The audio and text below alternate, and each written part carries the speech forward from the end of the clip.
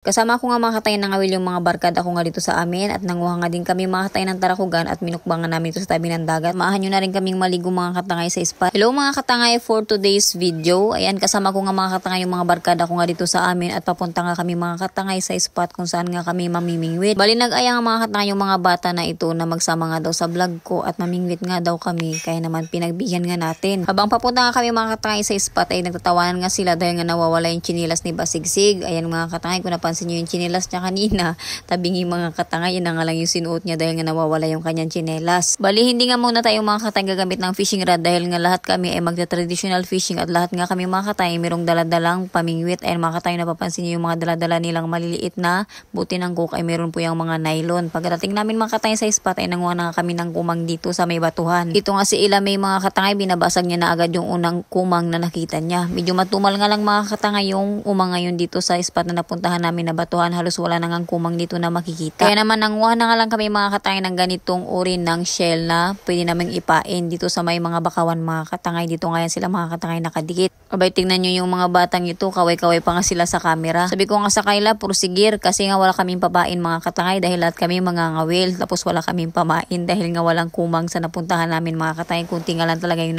nakuha namin na kumang. Habang papunta nga kami mga katangay sa spot ay nakakita nga ng tarakugan itong si Yunald. Kaya naman kinuha niya na kasi nga mga katangay, target din namin manguha ng ganyan kasi may dala kaming kanin at yan nga mga katangay yung balak naming iulap. Bali dito nga kami mga katangay mga ngawil sa spot na pinag-i-spotan ko rin mga katangay yung malaking bato dito sa bukid din na lola mga katangay. Pero yung spot na to mga katangay ang bugbog na. Ayan nga mga katangay, umaakyat na sila. Medyo matirik nga lang mga katangay yung daan kaya dapat magdahan-dahan lang talaga kami. Pagkaakyat nga namin mga katangay sa bato ay marami na agad akong nakitang tarakugan dito mga katangay kaya naman pinangkuha ko na. Bali ayan nga mga katangay naisip namin iulam at nagdala nga kami mga katangay ng kanin dahil nga ito mga katangay ay lalagyan mo lang ng tubig na mainit ay pwede mo nang iulam mga katangay tapos isausaw mo lang sa suka. Dahil nga marami kami mga katangay kaya kunti pa lang naman yung nakukuha ko mga katangay na tarakugan kaya naman dinagdagan pa nga namin ito ni Nika. Naghanap pa nga kami ito mga katangay sa batuhan. Bali ayan mga katangay yung itsura ng tarakugan kapag ka nakadikit siya mga katangay sa may bato. Ito naman mga katangay yung itsura niya kapag ka hinaharap mo nga siya pag natanggal mo siya sa may bato. Habang nangunguha nga kami mga katangay ng tarakugan, ito nga sila mga katangay nagsiset up na mga katangay ng kanilang magagamitin para makapagsimula na sila mag-fishing at nagabasag na nga sila mga katangay ng mga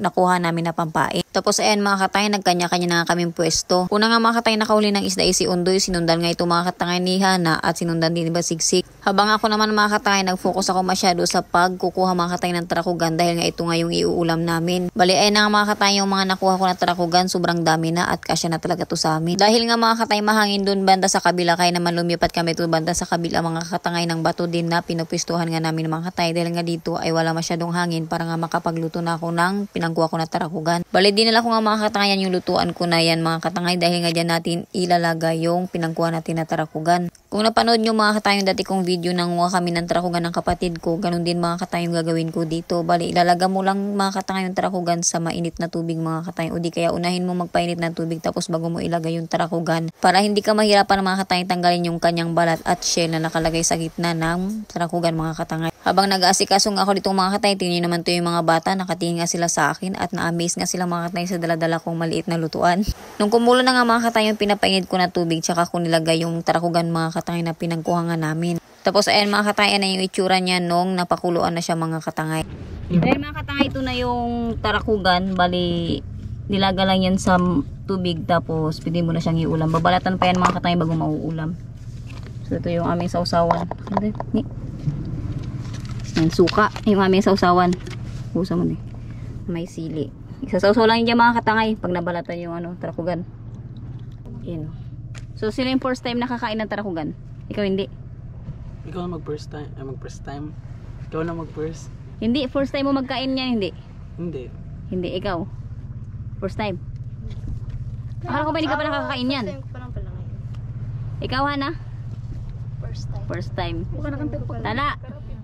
Ano? First time magkain? First time. Si Nila, hindi yan. Hindi, no? O first time? Hindi? Sarap. Ika ni? Ako nakakain. Nakakain na siya. So ayan mga katangay, kakain muna kami at ayan ay pinakuha natin na tarakugan. Ito yung mga bata.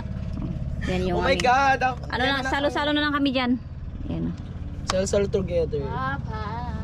Papa Ramsey. Pakita ko pa sa murwa brand. Sige. Ibutok mo lang ito naman. Kapag nagkainit, hindi, kanya-kanya lang anong balat. Pag nagkainit to mga katay, ganyan lang. Oh my God! Malaki? Alam, malaki? Video mo yun, no? Video mo. Hala, sabi ko na nga ba? Hala, laki. Ala, laki. Bikini! Ay, pasabog. Ihawin mo. Tingin. Hindi mo, Nay. Hi, Ning!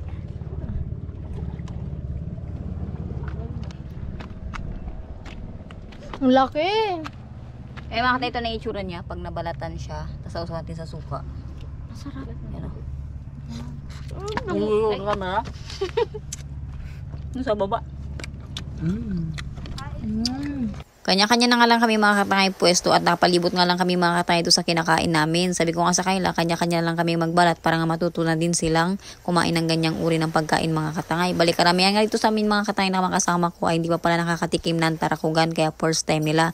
Nung tinanong ko silang mga katangay, sabi nila masarap daw pala yung pagkain na ganito at bagong alam daw nila natikman. Hindi talaga lahat mga katangay ng taga-Islay nakatikim na ng ganitong uri ng pagkain dahil nga bihira nga lang itong kainin ng mga tao mga katangay. Pero pag natikman yung mga katangay ganitong uri ng pagkain ay masarap po ito lalo na pag sinasausaw mo lang sa suka. Madali lang naman mga katangay yung proseso ng pagkain ng ganitong uri ng pagkain na tarakugan. Kailangan mo lang siyang painitan sa tubig mga katangay para nga maglambot yung kailang balat at shell mga katangay sa gitna niya para mas mabilis siyang mabalatan bago mo kainin. Dahil nga lahat sila halos mga katangay ay bago lang nakatikim ng ganitong uri ng tarakugan at na sobrang na-amaze din ako mga katangay dahil nga lahat sila ay nasarapan at nasimot namin lahat mga katangay. Naubos talaga namin kain dahil mga gutom kami. Pagkatapos nga namin mga katangay kumain ay naligo na kami mga katangay ng dagat dahil sobrang sarap maligo dito mga katangay. Nag-stop na rin kaming mga wheel dahil nga wala na rin kaming nahuling isda mga katangay. Dahil nga bugbog na rin mga katangay yung spot na ito. Kaya yung ginawa namin mga katangay, in-enjoy na lang talaga namin yung moment na nandito kami sa spot na to mga katangay dahil sobrang ganda dito mga katangay, sobrang linis ng dagat. So ayan mga katangay, hanggang dito na lang.